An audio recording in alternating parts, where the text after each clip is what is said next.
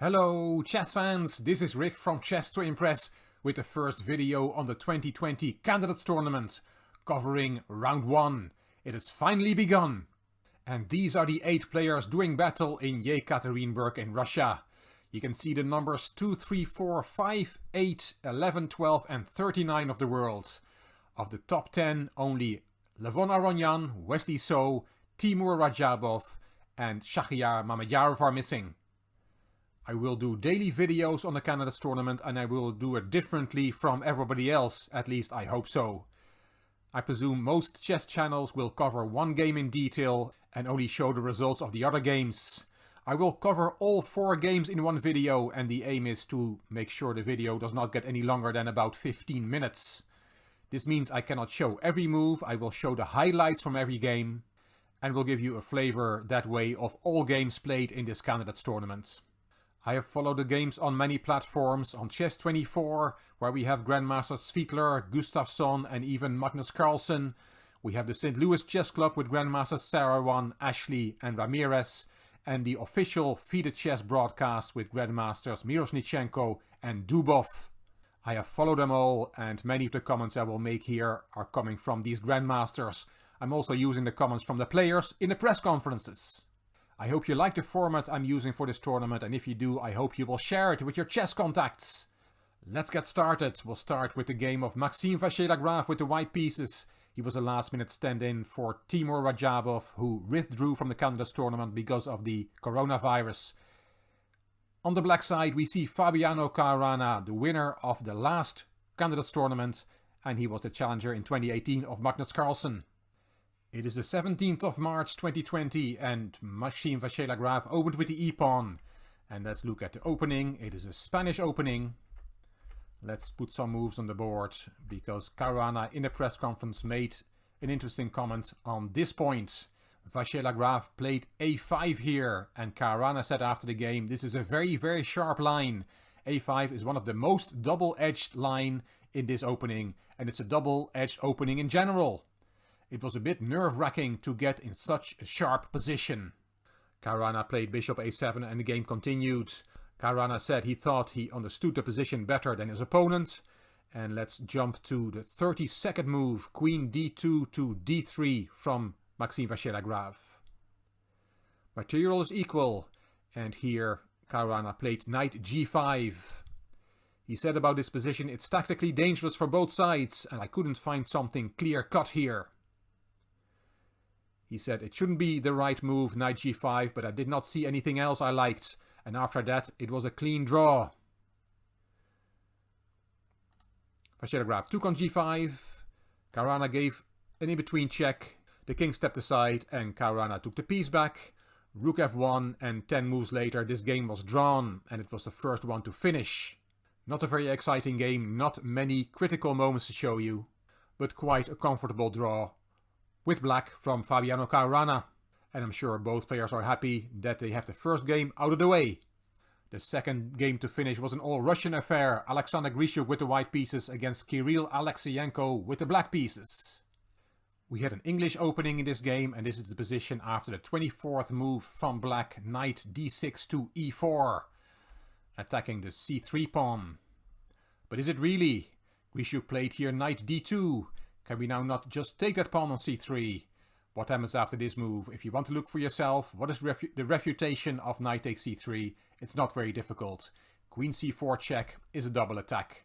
Check and attacking the knight at the same time, winning a piece. Aleksayenko was not going to fall for that one. He took on d2, bishop takes, bishop e6, queen d3 and queen d7. White is a nice position with his pawn dominance in the center. He would love to play c4 and d5 to really push black back. Black is going to try and stop the advance of those pawns. Grisha played bishop e3. He only had 48 seconds left at this time. Move 28. So 12 more moves to make with hardly any time on the clock. There was a 30-second increment per move, but it's still very little time to play this position. c6 from Aleksayenko. As mentioned, black is going to stop c4 and d5, a4 and a6. Yes, black wants to play b5 to make sure c4 is not coming, but now this pawn on a6 is hanging. And as we'll see, Aleksander is going to sacrifice 2 pawns to get counterplay. Grisha took the pawn, rook a8, and took a second pawn. Now bishop d5, and black has achieved a light square blockade, but he's 2 pawns down. The grandmasters in the live broadcast did not like Grisha's next move, queen b2. Yes, the queen is in danger of being trapped on b6 by rook b8, but a move like rook b1 would have been better. After rook b8, you just take on b8 and give the queen happily for the 2 rooks. But queen b2 was played, and Aleksander took one of the pawns back and is getting counterplay now. He gets very active pieces. Let's see the remainder of the moves of this game. Rook a1, rook fa8, the rooks get swapped, another pair of rooks get swapped, a pair of bishops get swapped, and now black infiltrates the white position with his remaining pieces. King f2, another check, king e2, and we see a move repetition. This is the 40th move. King d2 and queen g2 check, and the players agree to draw.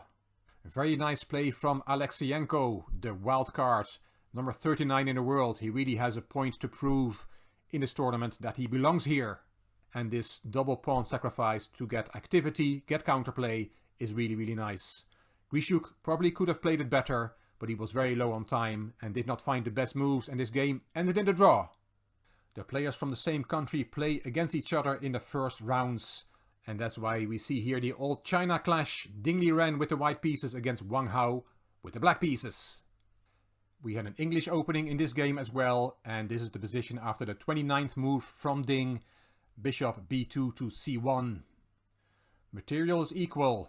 White has a nice knight on c4, and black's bishop on c7 is not great.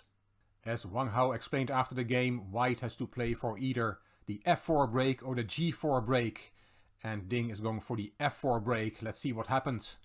Rook d7 was played by Wang and now f4 was played immediately, and the grandmasters call this a very impatient move from Ding. And Wang said afterwards that this is indeed a mistake.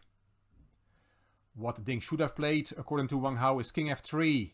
He should prepare f2, f4 first, but Wang said that he doesn't think that white will get f4 in, and that the position is very close to equal.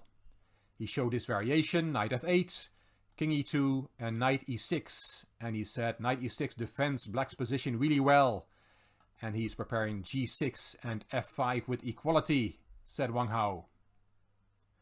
Let's see what happened in the game after f4. Bad move. There was e takes f4, bishop takes f4, knight takes f4 check, and g takes, and now f5. A really strong move from Wang which looks bad because now the white pawn goes to e5, and white is a protected passed pawn. But in fact the f5 move is very strong, and why that is, we'll see in a minute. Rook e6 was played by Wang and suddenly white has to be very careful. Wang said knight c4 is no longer a very strong piece. It's no longer attacking black's position, and black has plans of rook g6 to g4. The other rook can go to d4, and the king will come to e6, and black is better here. Let's see what happened. King f3 was played here by Ding. The rook goes to g6 as planned. Knight e3, king e6, rook to d1, bishop d8, attacking the h4 pawn, and here rook a2. Wang said that in this position on the 37th move, Ding should have played d4 instead, and that this was his last chance. He gave this variation, c takes d4, rook a to d3, very nice. You cannot take the knight, because then there's a rook hanging on d7. So bishop takes h4 was the next move, as shown by Wang. Then white can take on d4, a pair of rooks get swapped, rook g3 check, king e2, bishop back to e7, and rook c4. And Wang said, I'm not sure if I can win this position, even though I'm a pawn up. White has a lot of counterplay for the pawn. Nice variation shown by Wang Hao in the press conference after the game. But after bishop d8, as mentioned, Ding did not play d4, he played rook a2.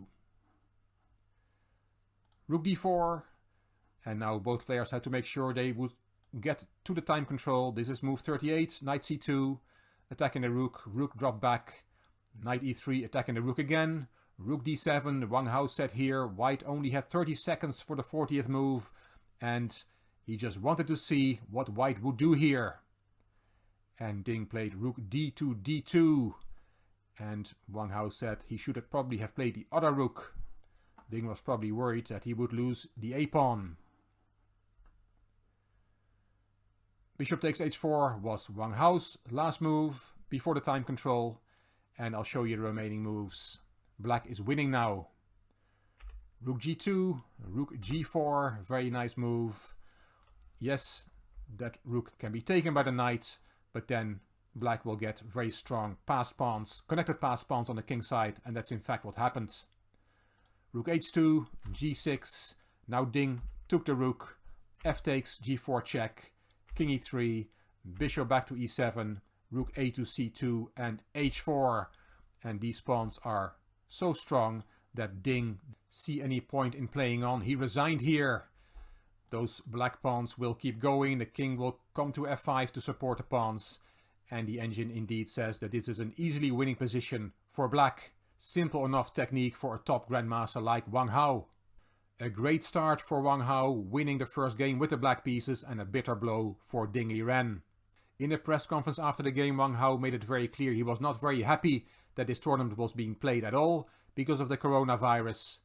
And when the press officer asked him was he not happy with all the measures that have been taken to protect the players, he again voiced his concerns that this tournament was going ahead at all. And in turn it was funny to see that the press officer did not like Wang Hao expressing these strong views, because so many measures have been taken to let the tournament take place in as safe an environment as possible. The last game to finish was Giri with the white pieces against Jan Nepomniachtchi with the black pieces. Let's have a look at that one. Let's go through the opening moves of this game. Another English opening. It all looks very complicated, and it is, but it's all known theory to these players. I'm showing this because here is an important moment. Here queen b3 is the normal move, and as Nepomniachtchi said after the game, this is analyzed to a draw. But Giri had prepared rook c1 instead, and Nepomniachtchi now had to go in the tank. He had to think for himself. He came up with d5 and was quite happy with his position. And Nepomniachtchi was right. Giri had the advantage that he had prepared this line, but it was not a very good line for white as it turned out. Nepomniachtchi slowly but surely got a better position, and this is the position after the 30th move, rook f8 to b8, attacking white's queen on b3. Here Giri thought he had no better option than to sacrifice the queen for rook and bishop by taking on e6. Rook takes b3, and Giri gave an in-between check, king f8, and now took the rook. And black has a queen, white has rook and bishop and 3 pawns each. White was hoping to hold this position by putting up a fortress. Let's skip 10 moves ahead to the 43rd move, f6, f5 from Nepomniachtchi. And here Giri felt he had to sacrifice the bishop in order to build this fortress. He could not keep those connected pawns alive from black. So he took on f5, sacrificing the bishop after queen e1 check with a double attack, king g2, and there goes the bishop. And now it's queen versus rook with 2 extra pawns for white. Is this a fortress or is it not? It turned out that in the practical game it was not. This is the position after the 72nd move, rook a3 to g3 from Giri.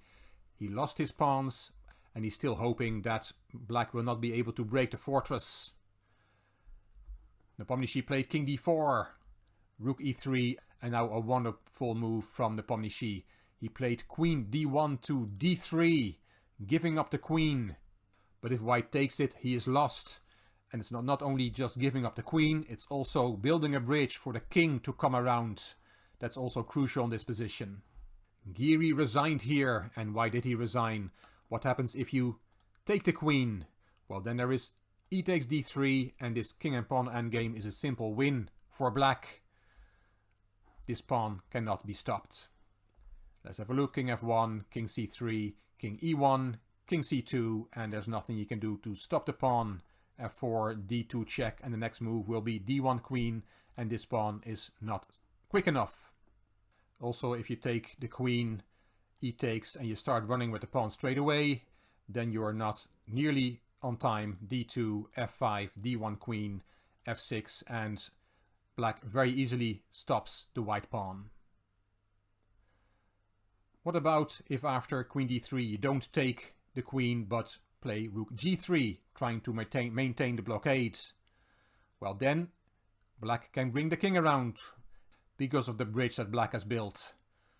Rook back, king d2, rook g3, king e2, and now white is in zugzwang. He's in danger of losing the f2 pawn. So let's look at one variation. Again, rook e3 check, and now black will take. F takes, king takes, and again this king and pawn endgame is a simple win for black.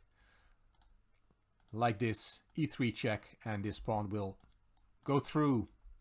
Great technique in the endgame from Jan Nepomniachtchi.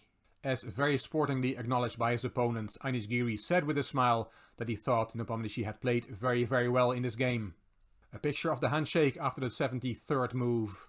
Queen d1 to d3. Giri resigned. The standings are very simple after round 1. I took this screenshot from the St. Louis live broadcast. Wang Hao and Jan Nepomniachtchi drove first blood and lead the way, with Giri and Liren having both lost with the white pieces, were dealt an early blow. But the good thing for them is that there are still 13 rounds to go. And this is from the FIDE website. Round 2 will be played on Wednesday the 18th of March, and these are the pairings. Fabiano Khurana against Kirill Yanko. Jan Nepomniachtchi against Aleksander Grisha, another Russia clash. Wang Hao against Giri, and Vache Lagrave against Liren. I will be here after the round to tell you what happened. Jan Nepomniachtchi pulls a face on the thumbnail. That's when he was talking about that move rook c1 versus queen b3. He must have been very satisfied with the outcome.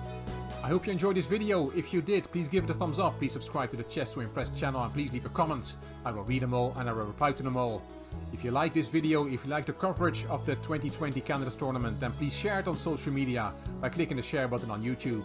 You can find me on Instagram, on Twitter and on Facebook. This is Rick for Chess to Impress. Thank you for watching.